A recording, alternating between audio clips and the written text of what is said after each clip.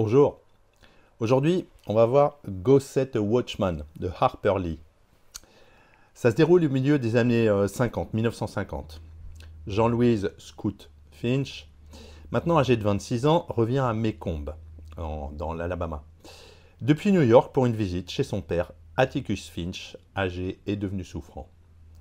Elle est accompagnée de son cousin Henry Hank Clinton, son amoureux de longue date, et associé de son père dans le cabinet d'avocat. À son arrivée, elle découvre que Jem, son frère bien-aimé, est décédé. Sa tante Alexandra est installée chez Atticus pour prendre soin de lui, depuis la retraite de Calpumia, leur gouvernante. La tension politique est palpable. La décision historique du Brown v. Board of Education et le rôle de la NAACP suscitent des divisions profondes dans la ville. Jean-Louise est profondément troublée lorsqu'elle surprend son père à un meeting du Maycomb Citizens Council, une organisation opposée à l'intégration raciale. Elle est horrifiée de découvrir chez lui des opinions racistes. Atticus expose un discours paternaliste et conservateur qui choque Scout, dont l'image idéalisée du père s'effondre. Tout au long du récit, à travers des flashbacks, Jean-Louise revisite son enfance à Maycomb et se confronte à des souvenirs et au fossé qui la sépare désormais de son père. Elle s'interroge, doit-elle rejeter celui qui l'a élevée ou essayer de le comprendre et s'accepter elle-même, pleinement adulte dans ses convictions?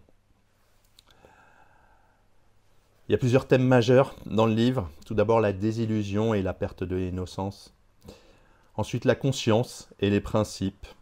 La logique sudiste et la politique radicale. La mémoire, la permanence et le changement. Et enfin l'identité individuelle et le héros culte familial.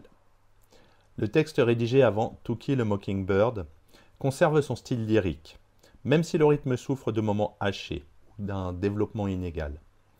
Il est structuré autour de souvenirs et de scènes actuelles qui se répandent dans un jeu de regards croisés entre passé et présent. On a donc toujours Jean-Louise Scout, qui est appelée Scout Finch, Atticus Finch, le papa, et la tante Alexandra. Bon, après on a le docteur Jack Finch, Henry Hank Clinton et Calpurnia, qui sont aussi un peu présents. Donc, qu'est-ce que c'est finalement ce livre, Go Set a Watchman?